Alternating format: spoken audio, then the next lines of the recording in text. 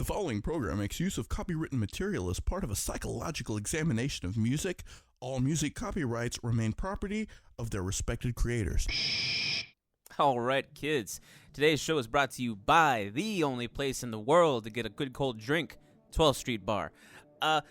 No news today with 12th Street as far as what's going on there, but I want to talk real quick about something special that happened to me at 12th Street Bar. Okay, you guys know that this is the home for karaoke and open mic night. The last Tuesday of every month, 12th Street holds a little open mic night where either musicians or stand-up comedians or dancers or poets or just about any sort of creative person can go on stage and just let whatever they have inside of them out, okay? So one night, me, Johnny, and the unpaid intern, Christy, we decided to go up to open mic night. And we were going to play some songs. And I got to perform for the first time in fucking 6-7 years. And I had the most absolute fun my whole life. And you know what, man? It seemed like everybody was having a great time. There was musicians galore up in this place, okay? I met some musicians that were traveling from Tucson, Arizona, traveling through Huntsville on their way to Detroit, Michigan. These were some hip cats who had some beautiful music. Then there was this dancer lady that was doing her thing that was really awesome. I think you had Greg Pickett and his people up there. Everybody was up there just having a gay old time. And you can come over to 12th Street and have a gay old time too. Last Tuesday of every month, open mic night. Okay, not to mention their karaoke's are always a blast. Our good friend Miranda, Ran-K, the fuck ever she's going by nowadays as the new KJ there, doing a phenomenal job, and she's having a lot of fun doing that too. So definitely get on over to 12th Street, check her out, have fun, sing some songs, dance a little bit, get down. Not to mention their drinks are phenomenal. Oh my god, I could drink some Jameson at that place all day long that I could handle.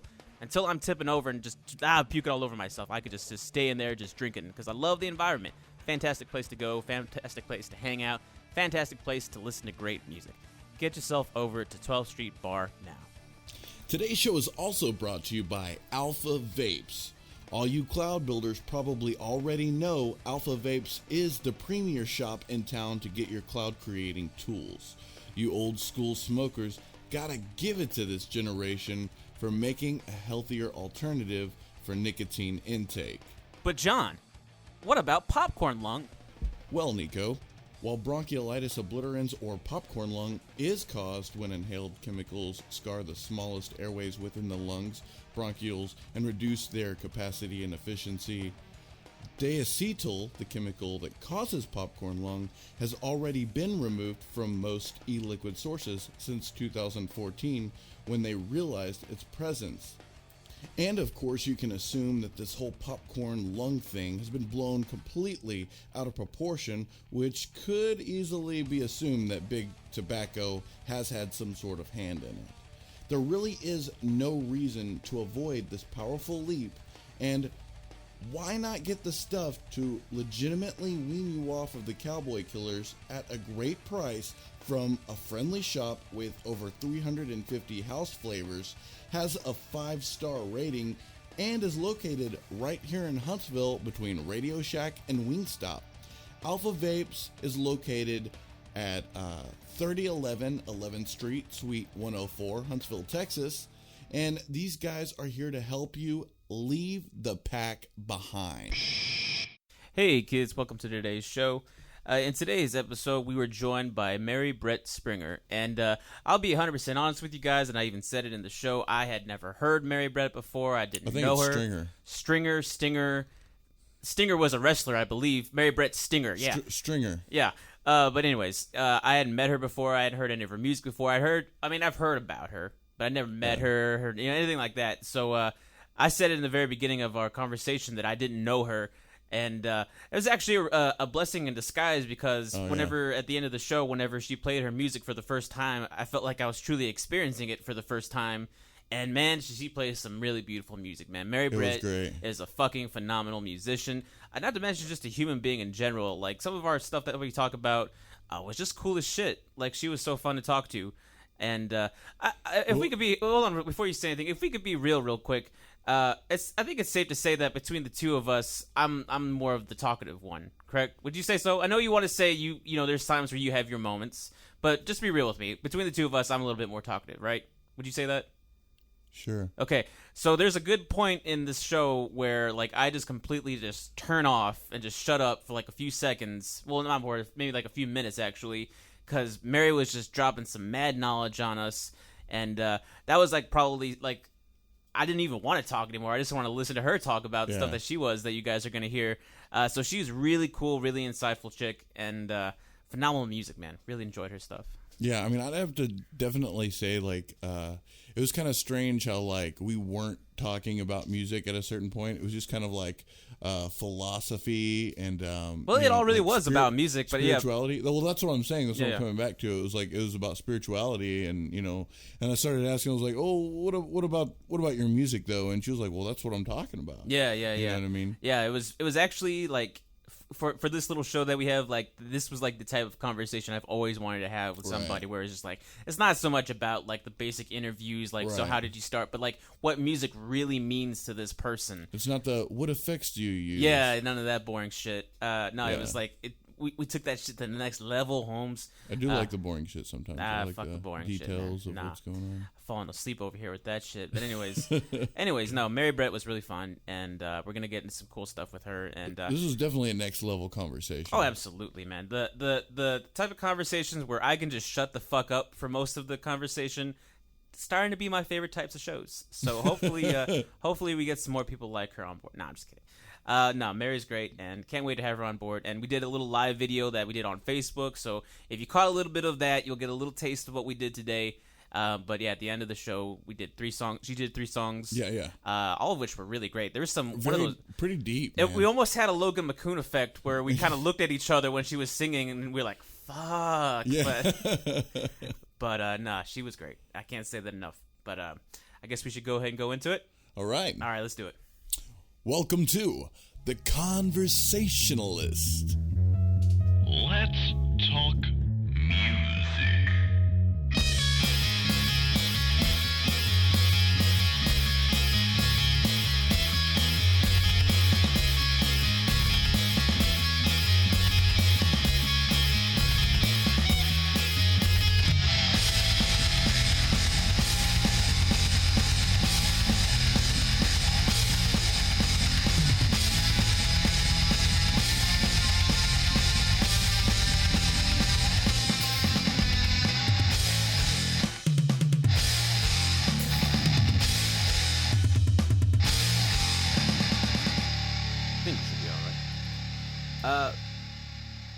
Before we go into this kind of last second thing, I guess, wasn't prepared as much as I should have been, but we do like these hypothetical questions, like before we start, just like for a little bit of fun, just kind of get to know you a little bit better in weirder way, I guess. So I'm gonna ask you a few questions if that's cool. Is that cool? Okay, yeah, all right, that's fine. All right, let's see what we got right here. Okay, let's start off big. Everyone likes this one. Okay. You've made it to heaven, and Jesus comes up to you, and he says that he's a huge fan of your music, okay? He asks if you'll help plan heaven's version of Lollapalooza. From top to bottom, who would you book? Now, just for instance, like 3 bands, like the opener, the person in the middle, and then the finishing act. Well, John Prine. John Prine would have to be there for me. Janis Joplin would have to be there. Okay, but like we got to work on the order. Like yeah, I know. I got to find the third one, and then I'll figure out from there. Oh fuck, that third one's hard to figure out. Now we had determined before they don't have to be dead. Like Jesus could pull a few strings and bring them up for the gig, and then take them back. So can there be a band, or does it have to be one person? Yeah, no, it could be a band. It could be an artist. Okay, so I think I want. I guess I have John Prine open it. Okay. And then the band would be in the middle with like a really nice long middle set. Oh, the band? The band. Oh, the okay, band. okay. And then Janis would take us all home and just like belt us out to oblivion. Right. That would probably be a good finisher. Just, know. Well, I mean, I imagine at this point, like she, how long was she like active before she passed away? Like, was she like? She's one of the 27s, isn't yeah, she? Yeah, she was 27. Yeah, and so her, it's like about 4 years. Yeah, 4 or 5 years. Yeah, of her playing, and like the last 3 or 2 were doing really good. Yeah, and then Yeah, that's one of those crazy things where you think about like Jimi Hendrix and like how long like the Beatles were actually a band before like they split up. Like they were big in like Nirvana. Yeah, but like I mean, think the Beatles, one of the biggest bands of all time. They were huge in like the late '60s and just like a sliver of a second in the '70s, and then bam, they were done. Right. You know what I mean? So it's fucking crazy. But they're not done. I mean, well, I know that. Yeah, I know. But I'm just saying. But we hang on to that for so long. Right. Yeah. You know, these things that happen in like a moment. Right. Yeah. Just a glimpse. Yeah. That's pretty Yeah. awesome. Okay, let's see what else we got. Okay. You're in a record store, and the owner says, I'll give you 2 minutes to get whatever records you want, and those are the only records you could listen to for the rest of your life. What do you choose? I get 2 records? No, you get 2 minutes. 2 minutes so it's to like, mad dash, just Yeah. get as many as I can. Whatever you can grab. Whatever I can grab. What's the first that you look for? Yeah. Like, what's like the section or like the. Well, you know, I'm going to go to John Prine because I can listen to that over and over and over and over again. Now, remind me again exactly who John Prine is. Forgive me if I'm. John Prine is a Country? songwriter. Okay. From the 60s, 70s. Okay. He still writes, he still plays, Okay. performs and stuff. He was discovered by Chris Christopherson. Oh, okay. Kind of. Actually, Steve Goodman. And then Steve Goodman told Chris to come to this open mic, and then there he was. Yeah. But he's really amazing songwriter. Yeah, so- Quick tangent. Speaking of Chris Christopherson, I remember a story that I heard of Sturgill Simpson, who's somebody we're a huge fan of. Right. He was telling me, or excuse me, he was telling the interview that you know, he was playing his show, or whatever, and he looked to the side and saw Chris Christopherson just like just having like a great time, and he like took that as like this great badge of honor Oh, for I him, bet, like yeah. one of, like a hero to him, like one of the coolest dudes in music, like cheering him on. Yeah. It's like I would probably feel the same way if I saw like one of my heroes Yeah. just rocking out and having a good time to my music. You know? Absolutely. Okay. Anyways, you're saying I would pick him. Okay. I would pick Howling Wolf. That would be cool. The band, I would want that. I would want Gillian Welsh. I would want Bob Schneider, Okay. who's contemporary guy right now. I didn't for know sure. Rob Schneider had any albums. Funny though, Ellie King, if you know that All My Exes, Rob Schneider is her dad. Oh, that's crazy. But Bob Schneider is a musician out of Austin. That's pretty cool. Yeah, he used to date Sandra Bullock. Mm. Although he wouldn't, he's probably like, God, I still being like, they're still pairing us together. That's Yeah. still like something where people are Right. like, who's Bob Schneider? I'm like, oh, well, he used to date Sandra Bullock. And Right. it's just like, fuck. You can't escape it. Yeah. All right. I'd like to be the famous musician one of these days. Yeah. Not the guy who just boned Sandra Bullock for a while. Right. Okay. Let's see what else we got here. Okay.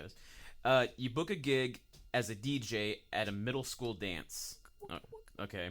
All night long, you have to listen to the Chicken Dance, DJ Casper's timeless hit, the Cha Cha Slide, Classic. and the Macarena. You finally say, fuck it, they aren't paying me enough for this, I'm out of here. But as you leave, you decide to put on a song of your choice as one last fuck you to the school, and especially to the kids. What song would you choose? What's New Pussycat on a Loop? I heard this story.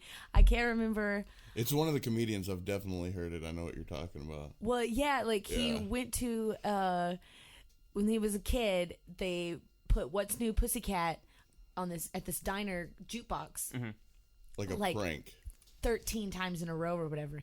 And the song has this thing where the end kind of sounds like the beginning, and so it took like 3 or so things through the whole song before people realized that this song was playing on a loop. Oh, wow. And these 2 kids were just like sitting back laughing to themselves watching these people lose their shit with "What's New Pussycat?" Whoa.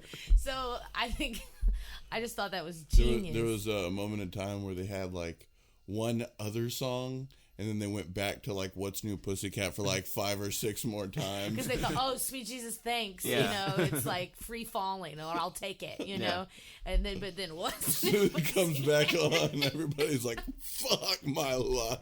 I imagine that would be pretty torturous. That would be yeah. Yeah. And I really don't think that the kids today could handle any sort of the guy who sang that song. It's Tom Jones. Yeah, Tom Jones. Yeah. Let alone that song on a loop. Right. I feel that's pretty torture. You know, I whenever I came up with that question, I imagine, you know, like somebody would play like some like death metal, just like stuff to, like really scare the kids, or like, you know, make them hold their ear, like some gangster rap, you know, that's very graphic, you know, with lyrics or whatever. But thinking stuff that just gets on the inside and like tortures them a little bit, like just never ending and never stop. Yeah, that would probably Halloween spooky sounds. Yeah.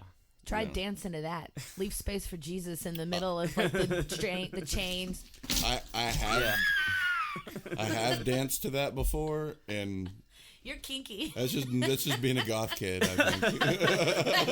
That's just the territory of a goth kid. Hey, baby, let me set the mood. Let's put on some lightning and chains and shit. Back.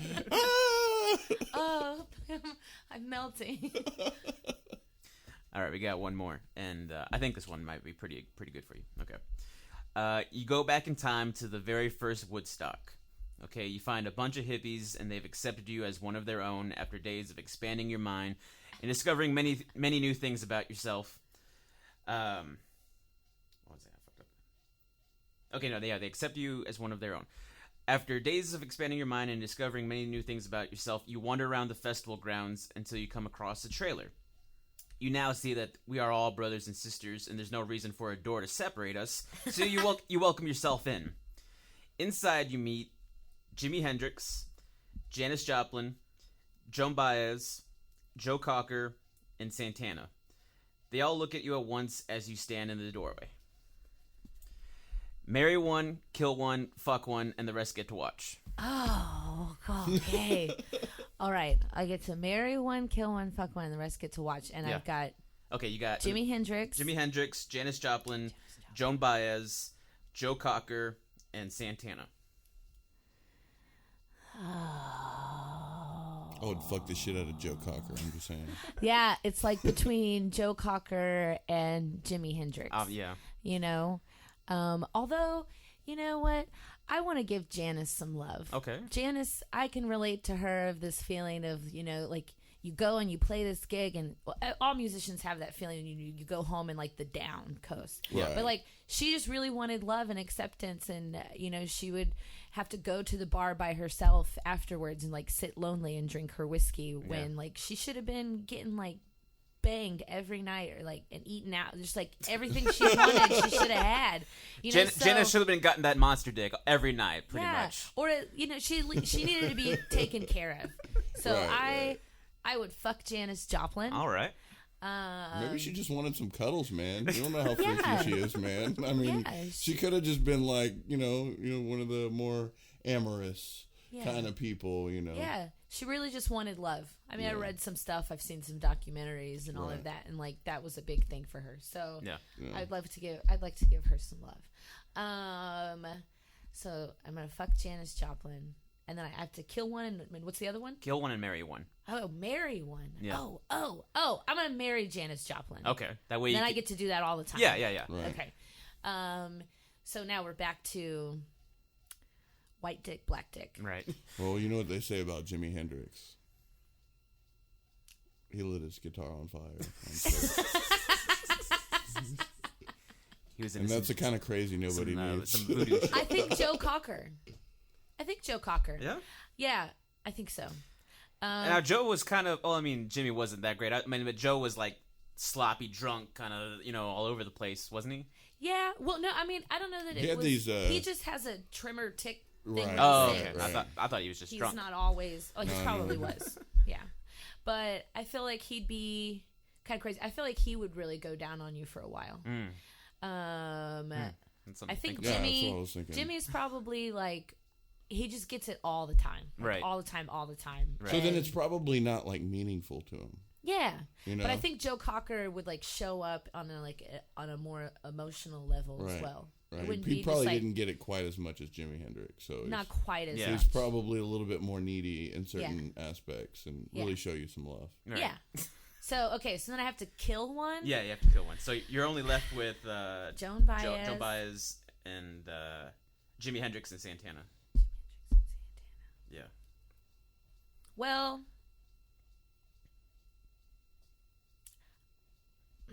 You got... I don't want to be racist and kill the only two minorities. But I don't want to kill Joan Baez either because my grandmother loves her. Right.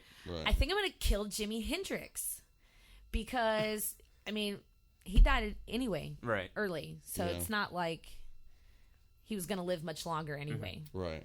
And the rest of them still kept doing things and contributing. Right. And they all get to watch. Yeah. They get to watch the whole and thing. then, like, I'd always be remembered at least, you know, even infamously. Yeah. Like Saldivar, the lady who killed Selena. Like, people still know Yeah, oh, God, who yeah, she that- is that bitch. because You'd get the crazy bitch that killed this person, fucked this person, and then married this person. yeah. Making everybody watch. So Joan Baez and Santana are gonna sit back and watch me be married to Janis Joplin while I fuck Joe Cocker on the side and kill Jimi Hendrix for fun. Yeah. All at once. Exactly. That's talent. Alrighty. Well, we want to thank you very much for joining us today, Mary. You are a local musician. You have your little guitar over there. I'm gonna be 100% honest with you. I have actually been very unfortunate. I haven't been able to listen to any of your music, so I 100% apologize for that. My boy John over here, he has more experience with that one. So let's treat it like that, okay? Let's treat it like I'm somebody who's never heard your music in the whole, ever in my life. Okay. How would you describe or how would you explain what it is that you do to somebody like me? I hate that freaking question. I do too. I hate how would you, describe the genre that you guys, it's like, I mean, first off, fuck genres to begin with. It's all just one thing. We're all just trying to make music and just It's all trying individually perceptive. Yeah, but you trying to put these labels on what you're trying to do to begin with is the most difficult thing because it's your music. It's like your baby. Right. You don't want to give it lesser of a feeling or a meaning than what it is, but you have to put some kind of a label on it. It does take away the art. I say so, yeah. But like I said, if you were to try and just explain or describe it to somebody who's never heard it before. My stock answer is folk singer songwriter. Right. Coffee house. Mm-hmm. Unrequited love. Sort of explanation. Now, just taking a gander at you, you got yourself some nice dreads. You got yourself some nice little clothes. Is it fall under like the hippie music, the damn dirty hippie, smelly hippie music, or? Well, sometimes I am dirty. Okay. And sometimes I am smelly, and sometimes I feel like I'm damned. But I wouldn't necessarily say. And I go to festivals and I play and stuff like that, but. I don't know if it's hippie music. I don't know what hippie music is. Other than I think like jam bands. I think of like Fish or something like that. If you're like, what's hippie music? The Grateful Dead. Oh yeah, for sure. But so no, I wouldn't say that it's like that. But I'm definitely in that crowd of people. Is this that style of music? At least was that anything that kind of like? Was that an influence for you to when you wanted to start playing music? It's like, I want to be like these guys, or not really. And I wanted to be like John Prine. I wanted to be like Gillian Welsh, somebody that the lyrics take precedence. Hank Williams said, "All you need are 3 chords and the truth," and that's really great because I'm a crappy guitar player, and so that I can do what I'm doing with that simple stuff. Yeah. So the bells and the whistles aren't as important to me in the music that I'm making. Yeah. I wish that I made music sometimes that people could dance to. Right. So there is inspiration there for people that get up and play stuff that make people dance. Yeah. But for right now, I'm just making you feel stuff that you like probably don't want to feel, or you don't know how. You don't have anything tangible to help you through it. Yeah. At least that's what it's been for me. So I once heard this story that Lemmy Kilmister said in I think it was the documentary that he came out with, where when his son was real little, he had like a little guitar and he was trying to teach him how to play the guitar, and like they were just holding like a G chord and they were just sort of like strumming it, just like locked onto each other, just strumming one single chord. And he described it as like one of the most intimate moments that he ever had with his son. It's just one little chord. yeah, You know what I mean? It's like it's cool how you could do so much with like so little. yeah, You know what I mean? Like I'm very much into like very bare like I like a lot of instrumental music where you could just hit like they would just hit like one string, one chord, but they might have like a delayed effect on Yeah. it. But it's sort of like where it takes you mentally. You know what I mean? Yeah. So I don't know if that's just like something about just simplicity and how they say simplicity sells, or or Well- if we're just becoming too I don't know, washed out with all this like crazy stuff. Like I can't listen to like crazy like music that just goes in all these different directions because I just get uninterested. You know, like I lose focus. Jazz. Yeah, well, no, I So, love like, jazz. hard, like avant-garde jazz is hard for me to listen to because Yeah. it's just like all over the place, and Yeah. I need something Right. solid. There's a part of me that You know. appreciates that. I mean, But because yeah. like there's like Surely. like mad skills to like kind of like stay and Oh, focused man. in that area. I mean, Totally, the there's such musicianship. there's such thing as terrible jazz where the drummer's doing one thing and you got a saxophone player doing one thing. It just sounds like fucking Right. garbage. Well, and then you also have like gent. yeah, you know, yeah. which is like a form of like jazz metal, Okay. which is really beautiful, but there's not so much of that soul there anymore. Okay. You know, so you can sit there and you can respect it. It's one of those, you got to be in the right kind of mood for it. Yeah. You know, you can sit there and respect like all the skills that are going into like the way that they're playing their instruments. But then like really when it comes down to it, there's songs that don't really stick in your head. You know, they're not so melody based because they just kind of go kind of crazy. Well, going back to what you were talking about of that moment with his son, if you want to talk about hippie stuff, you know, like frequency, you know, everything vibrates at a certain frequency, and that can manipulate your insides, you know, your head and your heart space. And so like sometimes I specifically am trying to hit a certain tone or something and put it out there for a long time because I believe in that energy transformation, you know, Right. and so music is a vehicle for that. So it's an awesome gift. Have you ever taken any courses, music therapy or music psychology or anything like that? No, you know, I came here to go to school and I was a history major, and I didn't even know music therapy was a thing. Oh, yeah, but yeah. I met music therapy students, and I was, man, like that's awesome. It's really cool that exists. But I never changed major to do it, you know. But I totally believe in it, and I have friends that do it now, and I've seen it work. It's cool. When I was going to Sam Houston, that's what I initially had signed up for. But then they gave me some bullshit about you have to be in band for like a set number of years. before you it's can a do it. really hard degree to get. Yeah, and I was like, It's well, a lot of work, a lot of hours. But I got into music psychology because I didn't need anything for that. I took that course and really just opened my eyes to how music can actually do a lot more than you might think, and how it's certain, like you're saying, like frequencies and vibrations that are really like. Whenever I learned that the reason why we like the music that we do is because the vibrations are stimulating a certain nerve in our ears. I was like, that. I mean, I would never think about that. I mean, usually you think you like the music because of the tone, of the notes, of the lyrics, and the melody, like all these. You do like it for all of those things, Yeah. but the bare bones of that is just the frequency thing. Yeah. And it hits that right thing that feels good in your ear, and because all of those things are in harmony with each other. Yeah. And that's like, I just started teaching guitar classes, and so telling them about tuning your ear is one of the best things and hardest things, I think, for me at least. Right, you know? absolutely. So, but you can feel when you're out of tune inside. Right. Like, Yeah. it just Right. doesn't, doesn't sound right. Doesn't feel right.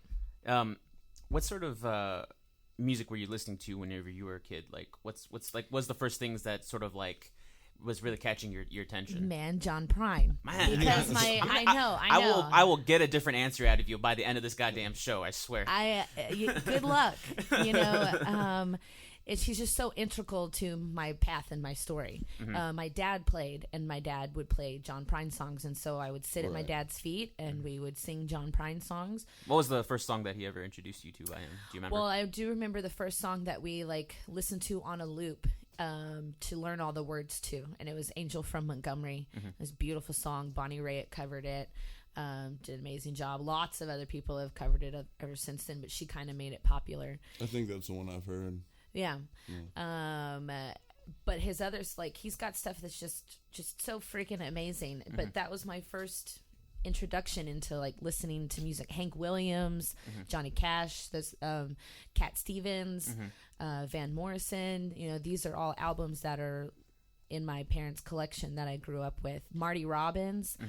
My mom was really big into Van Morrison. Like, one of the songs that she, like, her song pretty much was a Brown Eyed Girl. Oh yeah, Yeah. it's Like, fun she one. loves that song so much. I like a lot of Van Morrison. Yeah. Yeah.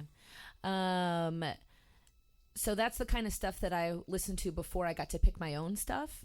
Real quick about the and I apologize, I already forgot the guy's name, the one that you just said. John Prine. John Prine. Do you think the reason that you like him, is there any attachment to the fact that it was something that your dad introduced you to, or was it because more of like the music? You know what I mean? Because like It's both. Because It my really is. my dad introduced me to Pink Floyd, Metallica, and Ted Nugent at the same time, and I was like, do I really like these bands, or is it just because my dad really liked them and he showed them that's to how me? you That might like be anything. about Yeah, yeah. Ted Nugent, maybe just because your dad. Probably, yeah. But Pink Floyd's cool. You know? Yeah. Politically, Sorry, Ted. Nugent is on a different level, man. But on a guitar level, the guy is a master. But I'm just gonna say that. But, yeah. It's really both. Of course, there's this sentiment of nostalgia, Yeah. and then there's the stuff that is just what I like. Like I can listen to it even now, over and over again, and it inspires me still.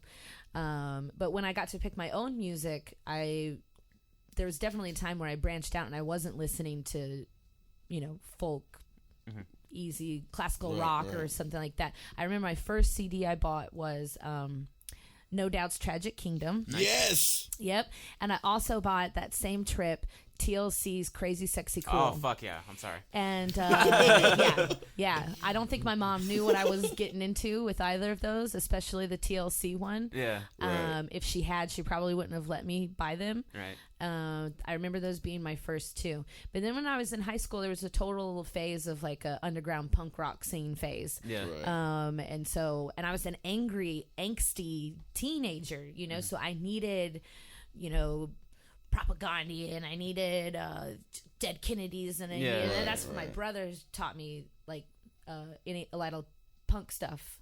I needed that, but now I don't need it as much. I don't jam to it at all. But like if I have friends like Camera Party that are gonna play, I'll go and support, and I'll dance, and I'll try to, and maybe even get a pit going or something. Man, we had fun last night, dude. Yeah. Oh yeah, no that Hammer Party show. that punk and funk show was actually pretty damn good. Yeah, now John Tolan, that kind of stuff's more my jam, like on a reg, because it just makes you feel good and makes your body move and everything. Yeah, the funky bass lines, and then Greg Pickett with them drums, and then Home Dude with his sick guitar licks. Is like, Man, Derek Ely's guitaring is No just shit. phenomenal. I've said on the show over and over again, and I'm not going to quit, he's a fucking wizard. yeah. Derek Ely is a guitar fucking wizard. Yeah, and he's so humble and quiet and Yeah. so nice. They're all such great guys. I feel totally blessed to know the musicians that I know in this town. I mean, to know the people that I know in this town, for one thing, but to be surrounded by such good musicians. The other day, and we don't need to go too far into this, but the other day we did an open mic show at 12th Street, and I've been out of performing live for like the past 6 years. Back when Lizards was around, that was the very first open mic I ever played in town was Lizards. Yeah, we would always play shows there, like just consistently, and just always working on music. And then I moved away for a while, and then I came back, and I tried to get back into it, but I haven't done any shows. And we did this open mic night, and it was really just a reintroduction to performing and just being on stage and the lights and then everything. And as soon as I got done and I went off stage, I had like all these musicians that were also playing that night, and musicians that I knew just sort of like come up to me, and like I felt like I was like one of them again, like in this little fraternity of musicians that we have in Huntsville. You just walked into that trailer and were accepted into the fold. Yeah, exactly. Yeah, it was really amazing, and to me, like that's always what I wanted as a musician, like that. At least on the small scale of like being a local musician, like having the community. Community's huge. Yeah, of great musicians. And last night when we were at that party, seeing Hammer Party and seeing John Tolan, to see like John Burnett is a phenomenal keyboardist, drummer, and then whoever was playing on the piano every now and then. It's just like being around great minds and musicians. Like that's just amazing. It's a great network. Yeah. Yeah. But not just so much like that. It's just it feels like we're, I don't know, just like we're connected to each other because like we're all musicians and we understand what's kind of going on in our heads, when we make music and stuff like that. Yeah. So, but just everybody being cool and accepting each other is just another. I think it's awesome really thing. great when we go out and support each other's stuff too, because we don't make the same music, Yeah. and we don't necessarily even listen to the same music on our spare time. Surely. But it's great to look out and see like, your punk friend coming to your folk song. Yeah. Right. Sharing session. Yeah. And I think that that's really important. When I'm in town, I try to support all the other local musicians when I can. Like, go tell people about it, because we definitely need each other. And it's nice to have a familiar face out there, because you're at least the music I play makes me very vulnerable, and I know everyone's vulnerable when they're sharing their stuff, whatever it is. But I go to a very vulnerable place when I play. And so sometimes I'm up there and I'm thinking to myself, why am I doing this? Like, nobody's listening. What's the point of this? But then I can look out there and I can see like Logan McCune, who's one of my favorite songwriters Logan's the best ever, and to see him out there like listening, and it's like, okay, yeah, it's all right. Yeah. If maybe only Logan's listening, or maybe only like John, I've seen you out there, and just if someone's getting something out of this. Sometimes it's one person, and it's only one person, and you have to be, that performer has to be that one person for that one person in the crowd that needed it. Right. That's awesome. Well, even like last night, whenever it was like the Hammer Party part, there was a period in time where it was just us three and James's wife. Yeah. And it was crazy because there was a lot of people at the party. There was only the four of us watching, like, in that room. And yet we were fucking feeling it. You know Yeah, it what was I mean? great. Yeah. Like, we were getting the bulk of what it's about. You know what I mean? Like, There was a moment where I was like, okay, maybe I'll duck out. I can still hear it. Yeah, If yeah. it's loud, I can hear it throughout the whole house. I'll duck out and go visit with somebody. And then I stopped and was like, no, maybe like I'm going to... There's only like 3 other people in here. Yeah. If everyone leaves, then they're just playing to themselves, and like it's Right. a house party. Yeah. Right. It's not. You're supposed to have a little bit more like interaction, I feel, with the band when it's in such an intimate space. right. When you're at a bar, like, okay, I take it, it's fine, you can chat over there, you're still here, thanks, Right. But at a house, like, you gotta hang out with the band while they're playing. Yeah. Yeah. Going back to something that you were talking about, how you feel like you're vulnerable whenever you're playing music. I mean, I absolutely understand that. Like going on stage and playing like the first few songs, you get like that queasy feeling in your stomach. You always feel like you're gonna have to go to the bathroom like every 2 seconds. Yeah. It's like real scary of a thing to just go up on stage and just like reveal like this part of yourself that you didn't really think that you were gonna be able to do. Like those first times that you were doing shows, or you started like doing open mics or whatever it is you were doing, like was there like a certain like a hurdle or something like you felt like you had to like jump to like get past any fears, or did you just sort of just jump, take a leap of faith and go for it, and it went well for you? I think I just went for it because I knew I had to. Like I knew it was something like, if I don't do this, I'm always going to wonder what if I had done this. Yeah. And so I just knew it was something that I had to conquer. My dad never taught me how to play. We didn't really have a great relationship during parts of growing up. And so when I came to Sam Houston, I took guitar classes at the university because I just wanted to learn, because I knew it was something that I had to do. And so I started doing that. I was a spoken word poet before I was a songwriter. So when it came time to play my songs in front of people, I had already conquered a little bit of this sharing in public kind of fear stuff through the competitive spoken word that I did with the university.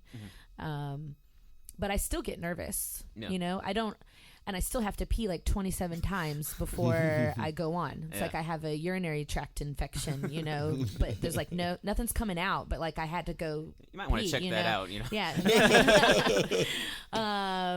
So are there any poets that aren't spoken word?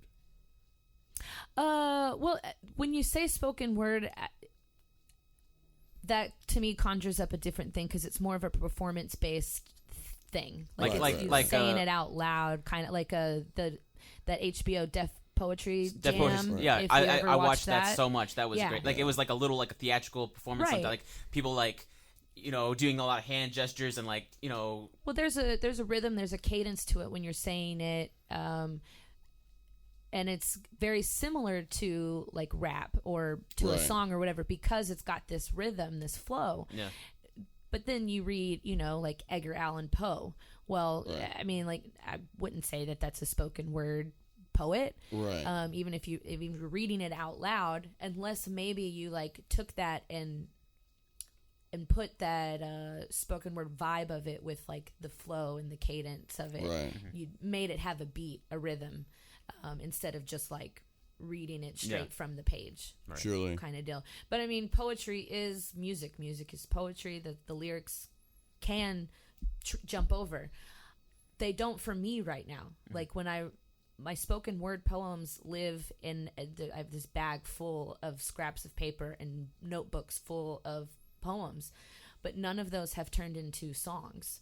I've written like almost 200 songs or so, and like none shall the two meet. They're not this, they're created in different ways, and I'm not, like I said, I'm not an amazing guitar player, and so I don't know how to produce the music to go with the poems that I already have. Right. So what I save all those papers for maybe in this dream that one day I'll be able to pick them up when I can't write the way that I do write my songs now. Right.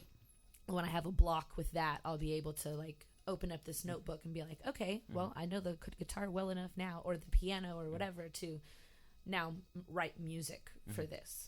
That was something I was going to ask you is, as far as like your songwriting goes, now that I know that you do poetry, were you ever like, I got this one poem that would work if, it would fit these chords, or like these chords that kind of fit the same feeling as this poem goes, and you sort of like sandwich them together or something like that? You don't? No, that's what I'm saying. I don't do that. Yeah. And I've not needed to because the way I write my songs, I'm still writing songs. Yeah. So I've not needed to take these poems and try to turn them into. And when I'm writing them, I don't hear a melody or anything in my head for them, and I don't even think about it. Maybe one day I will. That's why I keep them around. I don't think I could know how to like silence my brain of like sound. Like there's always some sort of melody going on. Well, that's a nice gift, And so what I envision is that I'm not going to be able to do it alone. Right. Like if I am to take these poems to turn them into songs, I will need somebody that has more of that, where it's like they hear those words and then a melody comes to them.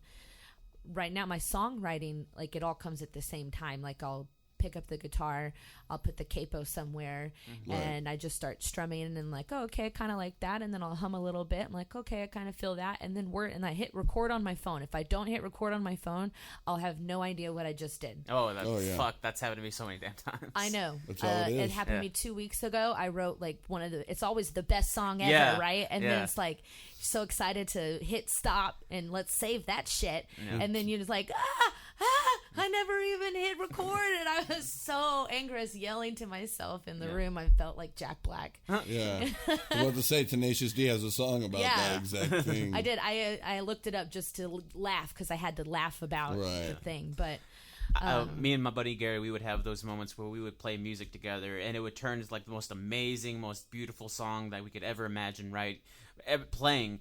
And then we would just look at each other afterwards like, all right, what the fuck did we just do?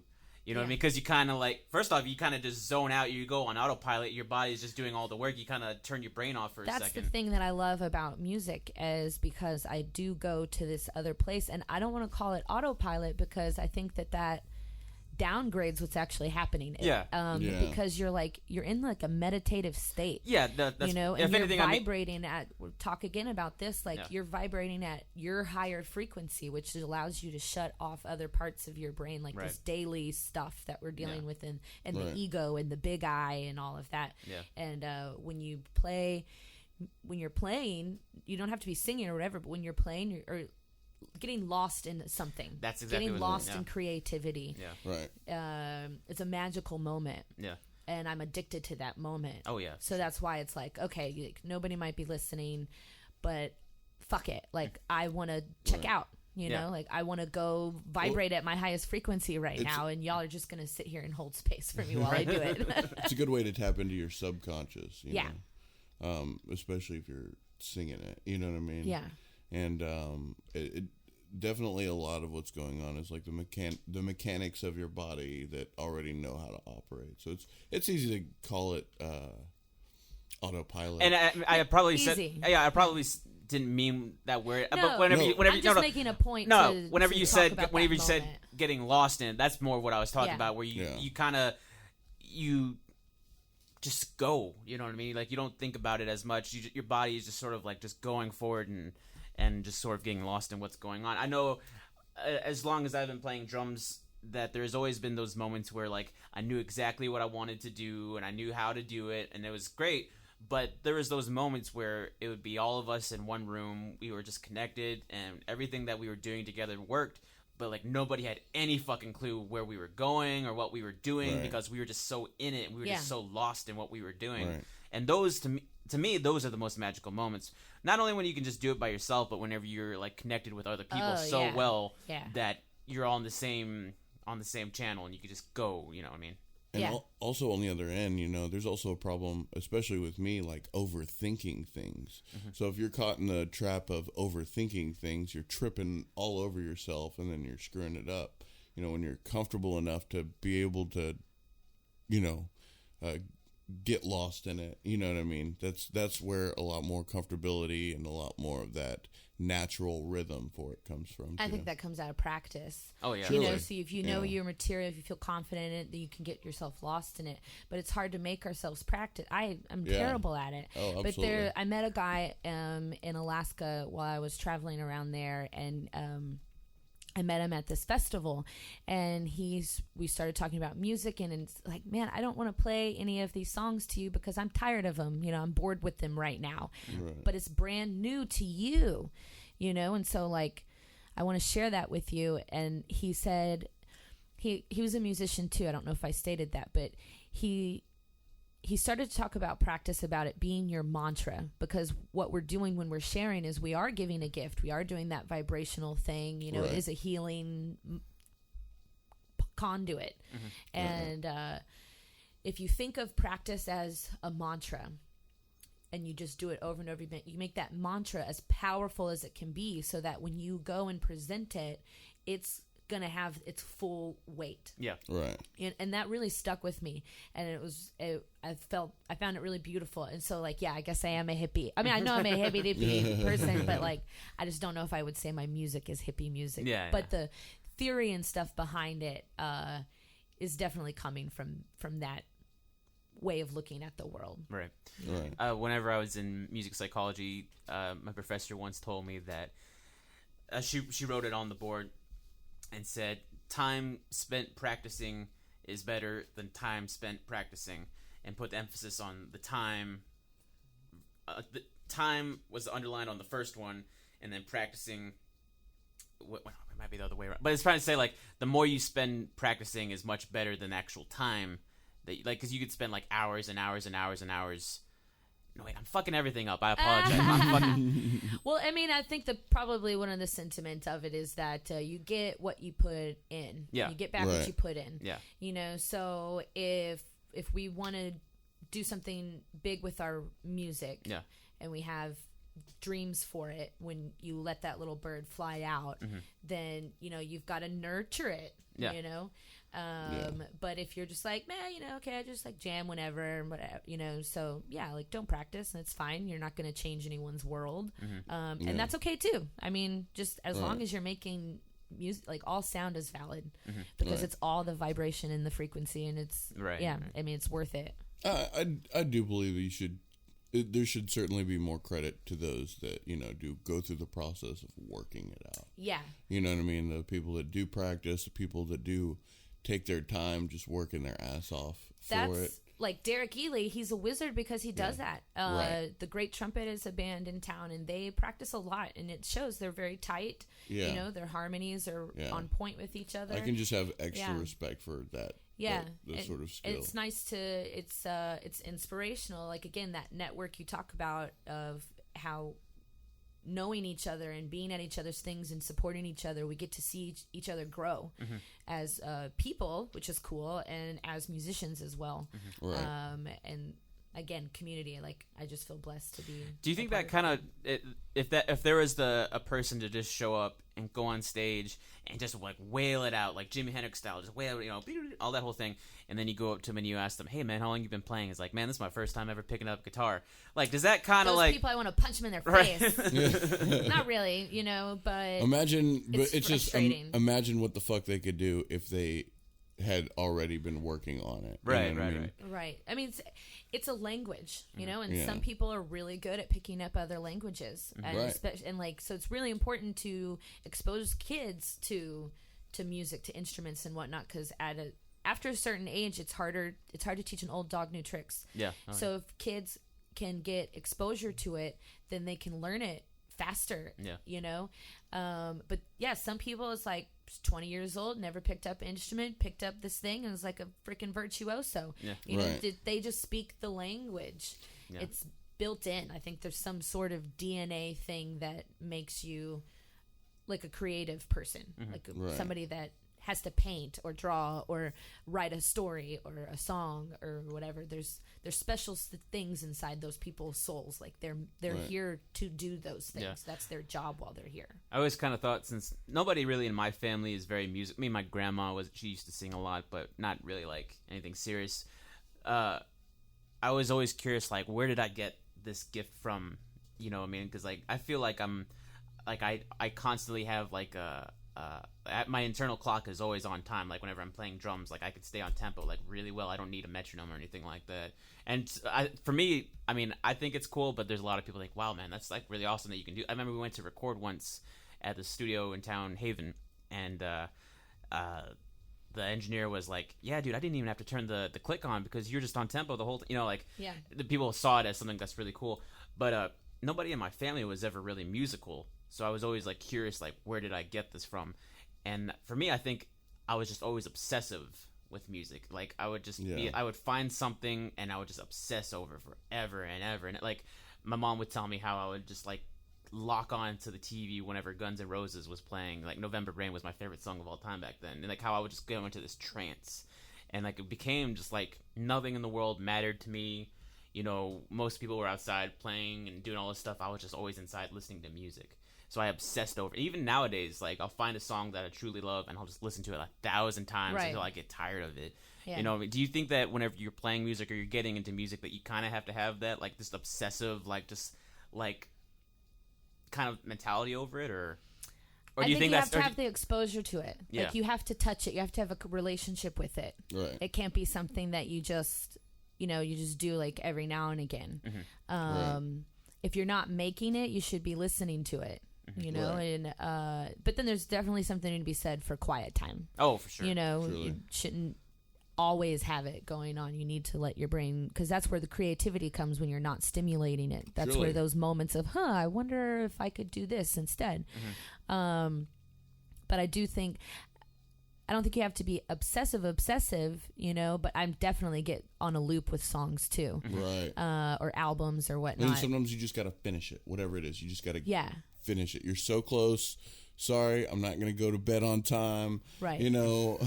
I've got work in the morning. Doesn't matter. This is almost done. It's got to be done. Yeah, I gotta listen to this whole thing. And I think the more the more intense your relationship is with music, the more that you'll create, the more you're going to be fulfilled by what you create. Right. So yeah, you have to want to touch it a lot, I think, to be good at it. Yeah.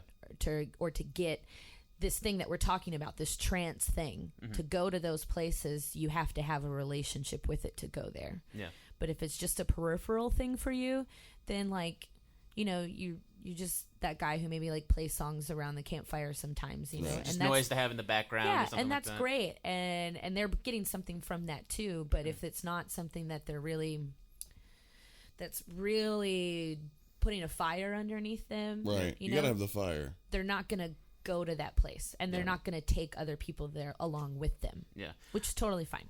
I always love whenever I discover this like a new artist and it's something that I didn't expect I would ever like or something that I'd be into, and then I hear the first song and then bam, it just like reignites me. Like, because sometimes I'll listen to the same stuff over and over again just because it's like it's what I enjoy. It gives me happiness, you know, and I kind of stay in like a little bubble for a little while. But then every now and then I'll step outside and I'll find somebody brand new, and it just takes it reminds me so much of why I love music to begin with. You know what I mean? It reminds me why I got into it and why it's so fun. You know, like I like all kinds of music, you know what I mean? So I discovered like a couple new rap artists that I enjoy that have like really good beats and good melody. It's nothing like aggressive. It's really like R&B kind of like relaxing type stuff, but it also has like an energy to it that just gives you something, you know, it gives you a little boost. And like I said, I listen to like a lot of instrumental music. So like it's very like kind of dour, almost sad music in a way, where it just kind of like just makes your brain just like think of all shit whenever you're like a teenager and stuff like that. But then finding new music that kind of like, you know, you're kind of living on this low level right now, but then you listen to this new music and then bam, it just shoots you right up. Yeah. You know what I mean? Like, I don't know, just discovering, inspiration. just discovering something new that you didn't think you would enjoy and how much it gives you something a lot more than you were expecting. You know, and if you remain such closed-minded the whole time, you would never, you know, get that exposure. You never discover that. Yeah, you gotta branch out. You can't listen to just one type of music, you know. I mean, you can. I don't recommend it. I would say, like, with some of the people that have that skill that don't do anything really about it, don't have the fire. That's like that's one of the most obnoxious things to me. Yeah. You know, as somebody who does kind of work for the sound, you know what I mean? I've got a friend, I don't want to name names or anything, that was totally born with a gift. You know, totally had it throughout her whole childhood, her whole life. Has this skill, but just doesn't do anything for it at all. You know, everyone's walking their own path, and sometimes the hardest thing for us as human beings is to realize how powerful we really are, and to realize what our gifts actually are. And once you realize them and recognize them, you then have a responsibility, you know, to yourself and to the gift and to the bigger picture. And we're not in a society that really holds people accountable for anything. Surely. And so people get away with just coasting through life and not following the thing that they are meant to be doing. And that manifests itself in a whole bunch of neuroses, you know, like addictions and depression and, you know, all sorts of problems, because they're just not following their path, you know. And it's hard to watch people not walking their path, or to like be going in such an opposite direction, or to just put blinders on that there's even like a thoroughfare right in front of them. And that's super frustrating. But you just have to let mind people be on their thing. Well, no, I mean, like, it's good to it's good to let those people know and encourage them. Like, I wouldn't I wouldn't be doing what I'm doing if I didn't have the encouragement of other people, because I think everyone that puts anything out there suffers like an imposter syndrome of like, is this good enough? Should I be doing this? Does anybody care? But when you have people in your life that know you and that are saying, yes, do this. That's why I keep coming to Huntsville, because that's where my support system is. Like my family, my blood family doesn't necessarily like understand what I'm doing or appreciate it. I don't play songs for them really ever, unless it's like John Prine songs, because my mom will be like, can't you write a happy song, you know? And my brother's got some smart ass thing to say or whatever. I say that to Johnny all the time, because he plays like all this sappy, depressing shit. Like, could you just play a happy fucking song every now and then? The beauty is in the sorrow. Yes, totally. That's a moment of vulnerability, and vulnerability is a gift, and vulnerability is a very powerful moment, and we're taught to think that it's a moment of weakness, you know, and it totally isn't. That's where you have this moment to be like, okay, I actually need this, and I know I need it, and I have an opportunity right now to ask for it or to go after it, but I have to not let fear get in that way, that imposter, I'm not good enough fear, and you just have to, you just do it. Right. You know? And I think But some happy people music, can't do that. They're not ready. They're not Right. strong enough to where they can be like, Nico. I'm just okay. kidding. I'm just kidding. that they don't think that they're good enough. I think that in our society overall, people just don't think that they're good enough Right. at whatever they're doing. I was starting to have that feeling for a while before we did that open mic night, because really, I've been working on music for a good while with a good buddy of mine, and don't normally get a lot of, and I don't mean this in a negative way, but I don't normally get a lot of like feedback on what it is I'm doing, because we're just kind of focusing so much on the actual like, song and music. I don't get a lot of, oh, that was good, that was good, thing that you wrote there. He also knows what you're capable of. Yeah, I know that, but so. hold on a second. I don't get a whole lot of that, but that's not that it's not there or he's not unappreciative, but there's just so much focus on like getting the piece out. But when we did the open mic, like how many people came up to me and told me like what I was doing was really great, and how it, there was this one guy there that was like totally like spazzing out of something that I was doing on my snare. Like I was just doing like little ghost notes, like just some like little little notes that you do. Tippy taps. Yeah. And he was like, dude, whatever it was you were doing on your snare was amazing, man. Oh my god. And I didn't want to be like, it's just fucking ghost notes, dude. But like he was like, dude, it's so fucking. It's like I was just grateful just to hear that again. Yeah. You know what I mean? And then last night when we were at the party, Greg Pickett just wouldn't stop talking about it. I was like, dude, the next time we do this, man, you guys got to play, man. Because you guys are so great. And it's like, oh my gosh, like maybe I am, pretty good at this, know, but it's not something that I hear because I'm so always left with, am I good enough? Is what I'm doing, good enough? Because sometimes, I go a long stretch of time without playing, and then I'll play, and I'm like, wow, that was not good at all. That was pretty rough. You know what I mean? And then it sort of sinks in. I was like, am I losing it? Is it not there anymore? Like I was always driven off of this, like, I don't want to say this needs to make it seem like negative, but like this like fury, like this fire inside of me that always drove me whenever I played music, that it felt like another personality, which I to this day I believe is another personality, and sometimes when I'll play and he doesn't show up, it's like now I'm here, like I can't do this without him, right. You know what I mean? So it always gets scary, but when we did that show for a split second, it came back. Elizabeth Gilbert wrote this book, Eat, Pray, Love, and they made it into a movie with Julia Roberts. Yeah. Haven't read it, hadn't seen it, but she did a TED Talk that is totally worth checking out. And she's talking about, because the book was really successful, right. and she'd written some other stuff with not that much success, but then this just blew up. And like music can anything that you create can happen like that. The right person sees it, and then just like bam, you're opening up for Taylor Swift or something. Not that I would ever really want to open up for Taylor Swift, because I don't want, not that I'm against her, she's doing amazing stuff with what she's doing, but I just don't want to be that big. Like I don't want that much responsibility, you know, as of what I'm creating. Yeah. Anyhow, so she's talking about, like, I just did the best thing I'm ever going to do. And I still have, like, 30 years left of my career. So, like, that's a really daunting thing. And she looked at, how creative people, we suffer from depression and suicide and addictions, all this kind of stuff. And there's a pattern there that we're all dealing with that. And we're our worst critics, and when we're not creating, we definitely feel like we're not good enough. Like, what happened? Like, where'd it go? And you said, like, this guy, this personality that's on your shoulders when you're playing, when he doesn't show up, you feel the absence. Well, she's saying, like, how can we not do that? Like, how can we be better to ourselves? And she looked in history to find out what other people did to support their artists. And she found in the Greek and Roman societies, they had so the Greeks, I believe, called it a daemon, and the Romans called it a genius, or it's the other way around. So they said, they didn't say that you were a genius. They said that you had a genius. So this genius, or this daemon, like Aristotle was said to have a daemon who would come and give them these golden nuggets, and you're just like a channel for this stuff coming through.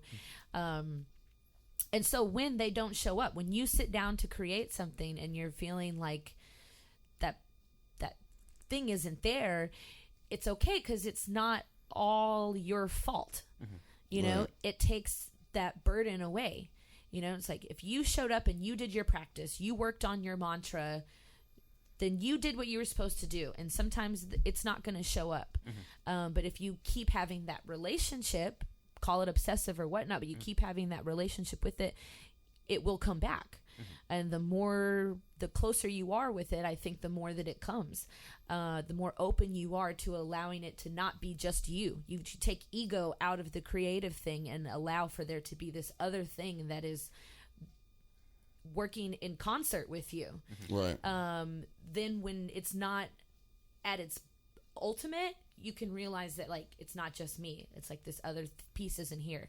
Bob Dylan will say that he doesn't know where this shit comes from. That I can't think of the name of the song right now. It's anyhow, but he will say that it's like, I don't know where it comes from. It just drops through, and I think that's that trance moment. And people who are prolific, I think, are people who have opened up that hallway, that doorway for this other stuff to drop down through. And I think that that's what I'm doing. And that's why I feel like I have to do it, because it's not just me. Like, it's not all me. There's this other thing that is tapping me on the shoulder, sometimes pulling me by my hair, sometimes pushing me to be like, no, bitch, like, you're going to do this. I don't care if you don't want to or not. I don't care if it's scary.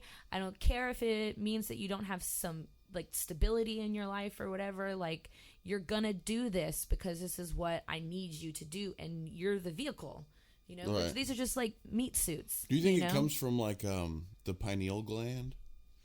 Well, if that's still making it like a human, like, that's still an ego-based way of thinking that it's something like that, it's in our brain, and that it's not something actually external. Right. So it plays a part. I mean, like, that's the science behind Could it. Could be the satellite. Yeah.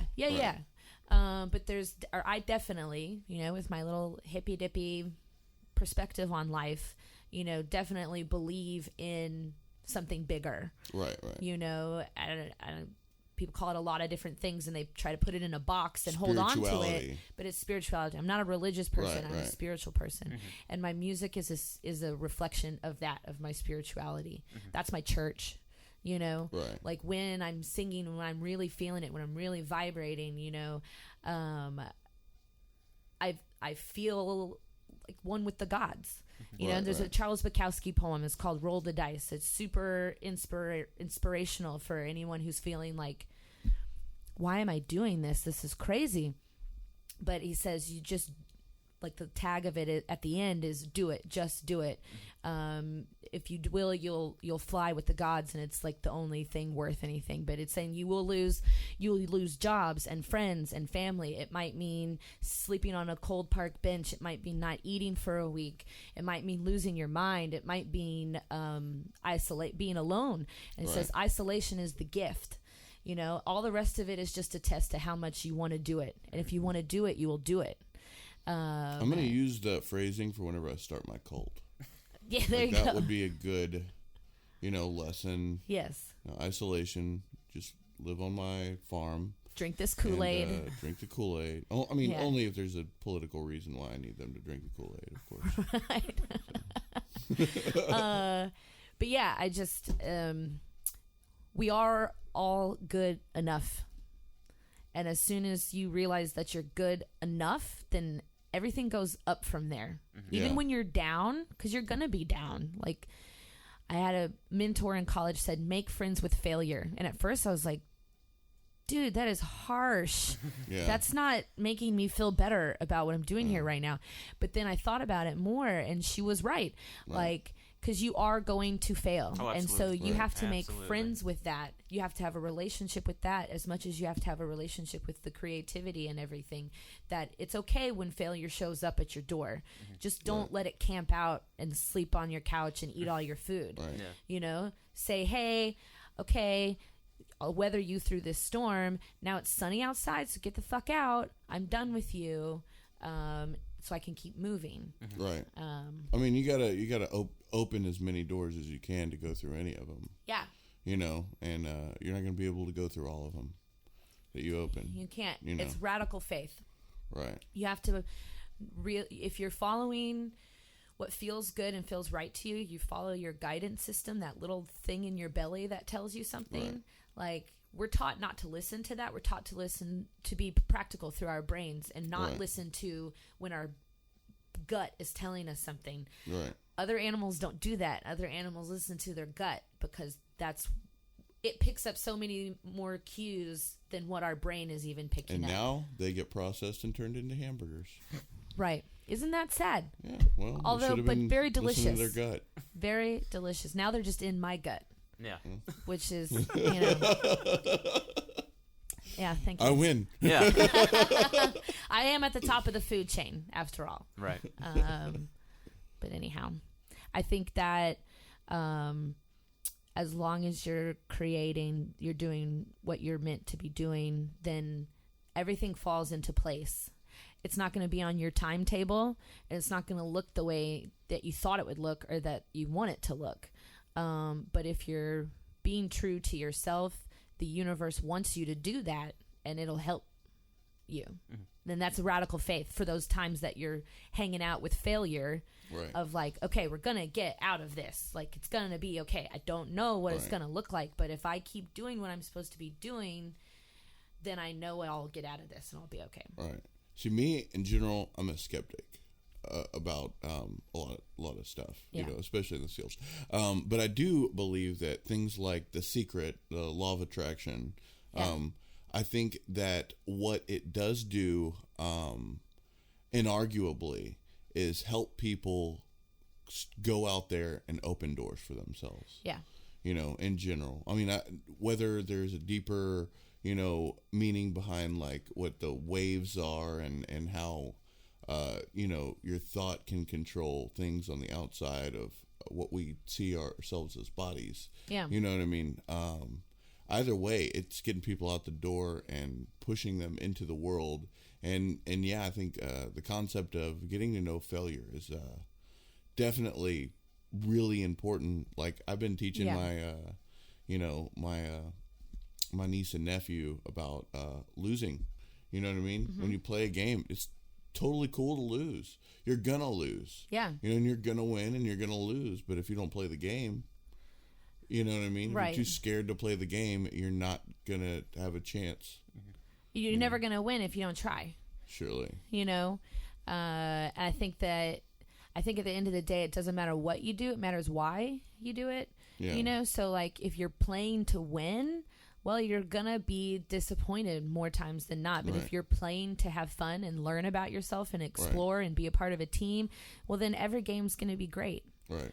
Well, I think the point of life in general is for happiness. Yeah. You know, and just, of course, we can easily do nothing and stay content if we choose to, you know, but, and obviously we could live rich lives and just be disappointed all the fucking time because nothing's the best, you know what I mean? But I think there's always a balance in everybody that can really find something to be happy with, just doing something, creating something for other people. I think that's part of that, you know, I think what I was saying earlier about how we're supposed to be doing these things for other people. Right. Like Sam Houston said, a measure of a life is its service. So when I don't want to play and I get out there and play anyway, like, that's a service that I'm providing because it sounds pretty pretentious right now, but like, I'm providing this wonderful service for you to go to this spiritual plane of whatever. But I mean, it is. I think the service is also something for yourself as well. Yeah. You know, and that's probably more so. That's that where you said that, we can each find this one thing that makes us happy. And that's where that accountability comes into your life that we don't really push in a lot, you know? And if we did, it'd be crazy. Yeah. And we're taught that what we want so we're taught not to pay attention to our internal guidance system. We're taught to listen to our brain and all these other things. Right. So when we find that thing and it feels really good, I think we don't feel like we're allowed to have that. Because that's not practical. That doesn't make sense, you know? So no, I shouldn't go after that. Right. So I want to be accountable for my life. I want to be accountable for my happiness, but I'm not going to follow this thing that actually makes me feel alive inside Right. because I feel like I'm not allowed to have it. And I'm going to go get a 9 to 5 and do whatever and not do my creating. Right. And that's a choice that a lot of people make, and it's a fear-based choice. Right. You have to realize that you have the power to override a lot of your conditioning once you stop and realize the patterns. And the only reason I've been able to do this is because I've been single for like 8 years. And so like I've spent a lot of time alone. Right. And I've had and I don't have kids. I don't have a career. Right. I don't have anything that's like pulling me and pulling my energies anywhere other than internally and figuring out what I'm about and what I'm supposed to be doing. Right. Well, whenever you have kids, at that certain point, you have one of the most important jobs. At that point. Totally. Now you're second. You're number 2 now. You're number 2. Anything that you want to do has to come after that. So these people that you say that like, oh, you're so talented, you're not doing anything with it. Oh yeah, because I got pregnant when I was 21 and I started being a mom, and so I never had time to play anymore. And now I'm a nurse practitioner, and like that's cool too. But that person is like, yeah, but I really wish that I could have done that other thing. And a lot of the times you find, there really is time for that. There is. You have to value it. You may not enough. be able to be rich and famous with it anymore, but like you thought you were going to be. Right. You know what I mean? But you can still have that relationship with it. If you make the time to do it. If you value it enough. And Certainly. It goes back to that Bukowski poem. It's just how much do you want it? All the rest is a test. If you want it, you'll do it. Right. Sometimes people just hold on to stories for a narrative so that they can be disappointed. Yeah. It's, again, an accountability thing for your own happiness. We love to tell a story where we're a victim instead of the hero, Yeah. Because then it's just like, well, then it wasn't my fault. Right. Me being unhappy right now is not my fault. It's the circumstances around me. When you made the choices to put yourself in those circumstances, right. That's your outcome. So you value either more whatever you're getting from that circumstance, and you like to tell yourself this story that you want something else, or you value that something else enough to get out of the circumstance that isn't letting you do what it is you want to do. Right. Whether that be a job or a relationship, a financial setting, whatever. Right. We each have the responsibility to do that for ourselves, and it takes a lot of discipline. Right. A lot of discipline, a lot of work, and you are going to fail miserably along the road, and the important part is to not berate yourself too much when you do. You just say, oh, okay, yeah, I failed. I didn't practice that song. Now it sounded like not very good. I wasn't feeling it. I could tell the audience wasn't feeling it. Right. But you know what? That's okay, because I'm going to play another day. Yeah. And I'm going to work on my mantras between now and then. And I'm going to show up with the right energy. I'm not going to get hammered drunk right beforehand or something and then not be able to fully be present. And a negative experience is still an experience. Totally. And that's what we're made up of, is our experiences. Exactly. And that makes our perceptions. Our whole what works. It's our way of learning. You know what I mean? Or what is the word? I don't know. I'm not even going to try to think of it. That's okay. Because I go on these rants of what is that word that I was thinking of. Well, I'll go for like 5 minutes. I'm still thinking of that Bob Dylan song. Like, it's on the tip of my tongue. But Trial and error. There you go. Yeah, you know what? Good for me. So score one for the home team. This is a really great conversation. Yeah, I've been quiet this whole time, but you've been dropping some mad knowledge right now, and that's been really no, it's amazing. Okay. I'm really happy. I might have gone too hippie for you. For someone was like, oh no, I'm not a hippie. And it was like spirits. I haven't talked about crystals yet, so it's okay. You actually the whole accountability thing, like that references something very specific in my life going on. So like what you're saying makes a lot of sense. let's talk about your music and your guitar playing. Okay. What kind Well, of see, you say it as if I'm not talking about that right now. Oh, right. But I am, because that is very much a part of doing what I'm doing. Is I have to Absolutely. be accountable. Like, all of Yeah. this is work that I've done to not only in my own personal head and heart space, just like be able to get through my day, Right. but it's also what I have to do in order to make the whole thing make any sort of sense to me to where I will do it, you know? Yeah. So they're not separate.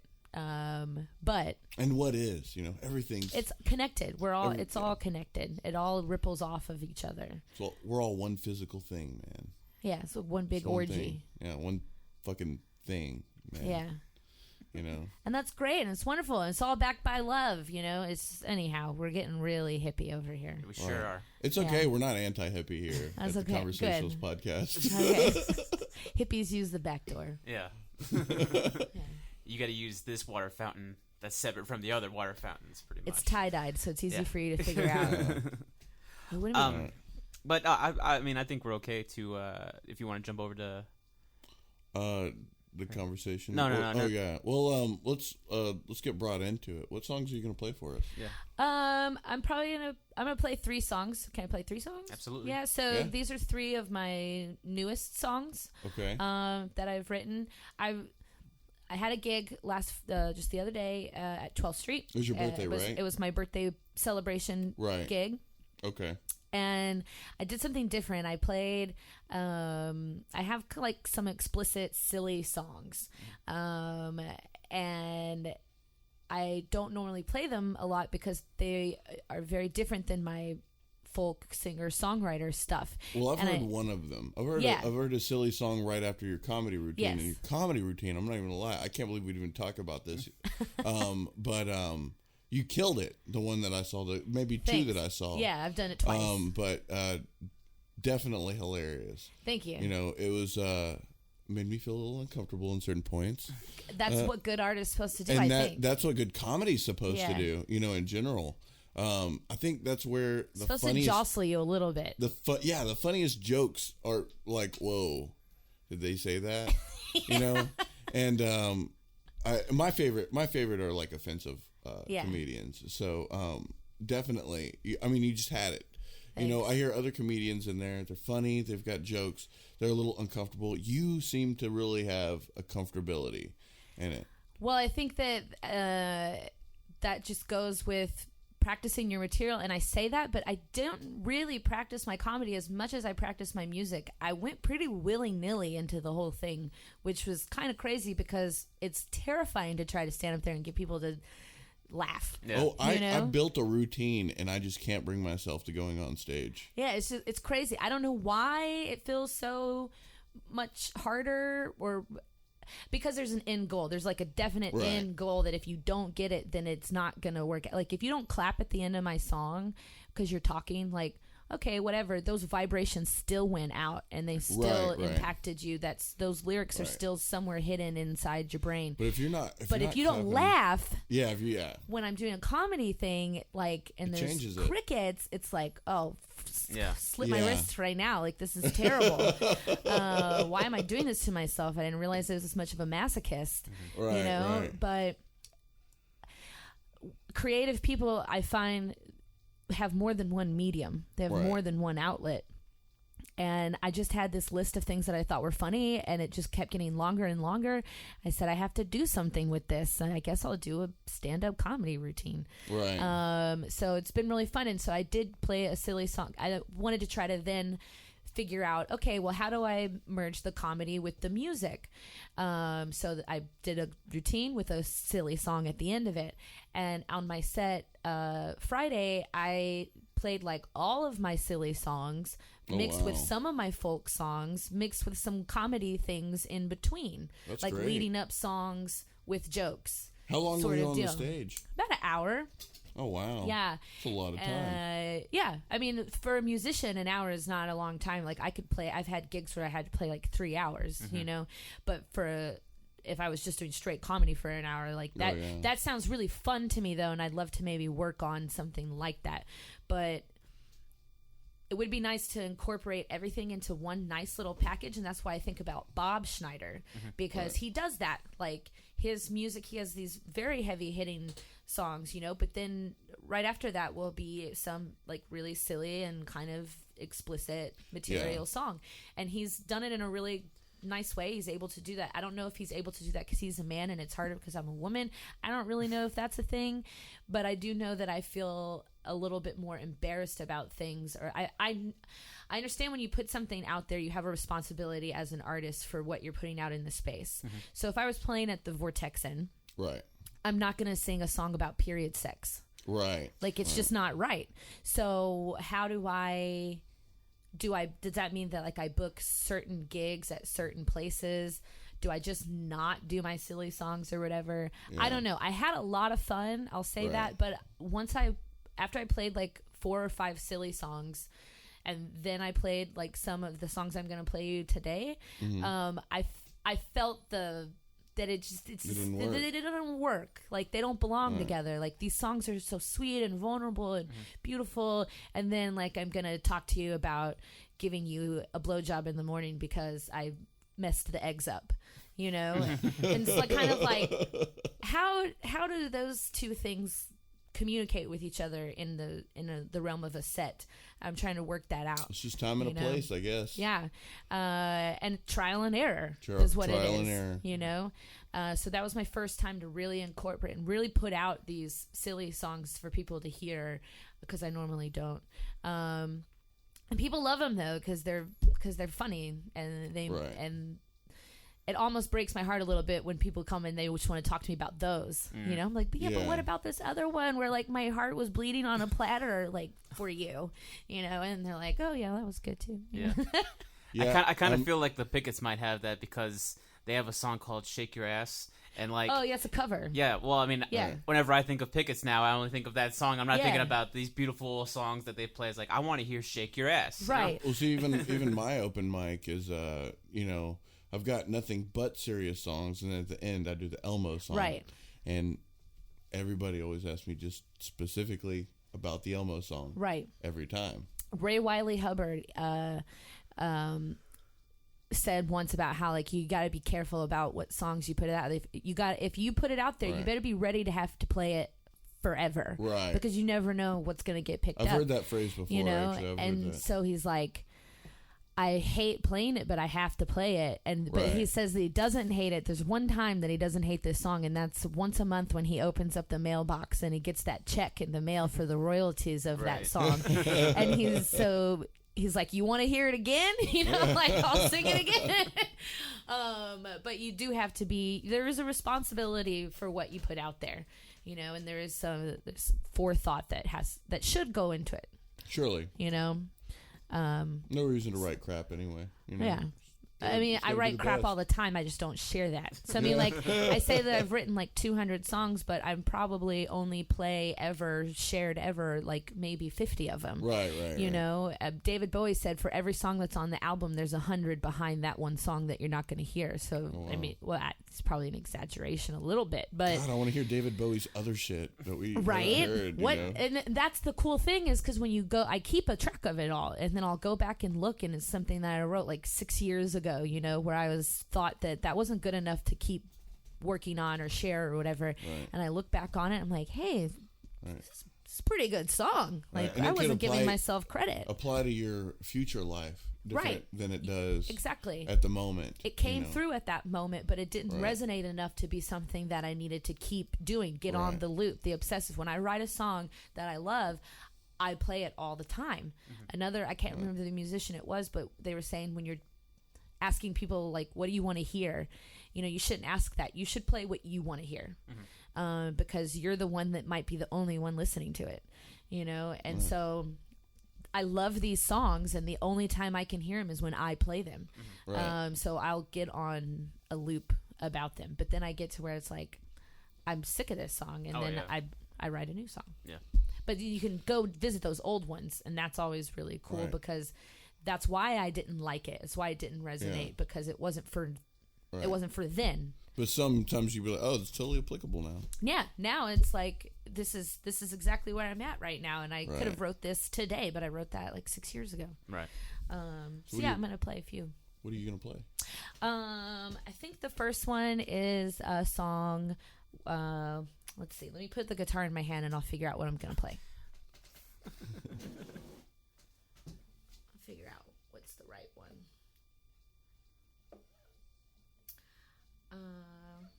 It's a very nice guitar, by the way. So, like I said, I was in Alaska for a little while. I worked for the Boy Scouts for 5 weeks, which I've worked for the Boy Scouts for like 6 years, but I'm done with that now. And then I hitchhiked around for about 5 weeks, and somewhere in that time span, a little tryst, a little love affair that didn't go well, which is pretty much the story of my romantic life. So this is called "Lost in My Eyes." Well, let's go ahead and wrap the show up real quick, and then we'll mic you up and we'll do it right.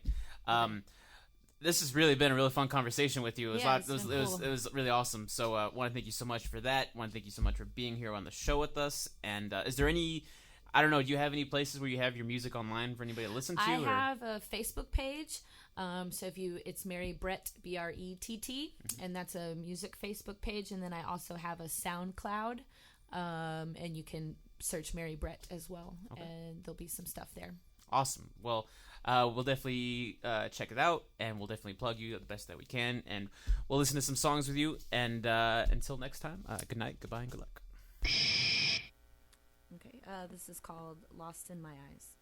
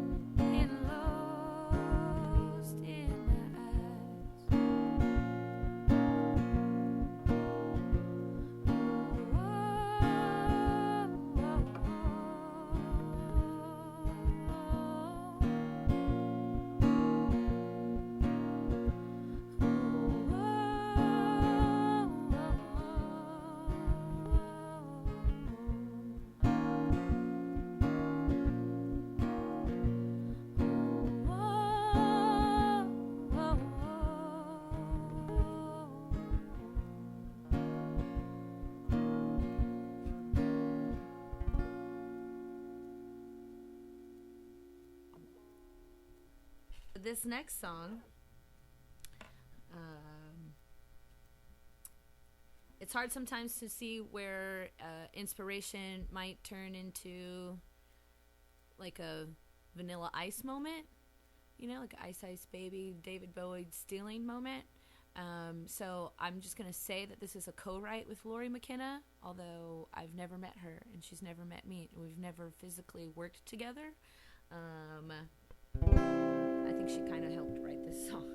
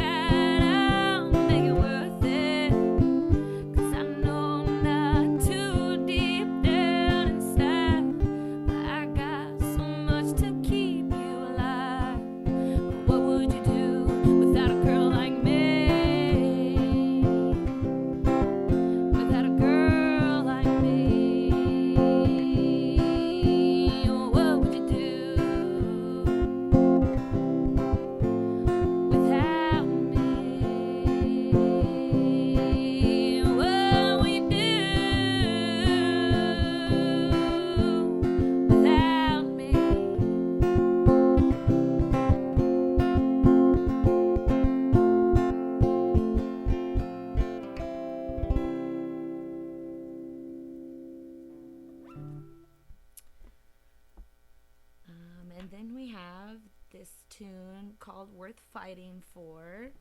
It's about the same Moan Schlenka that the first song was about.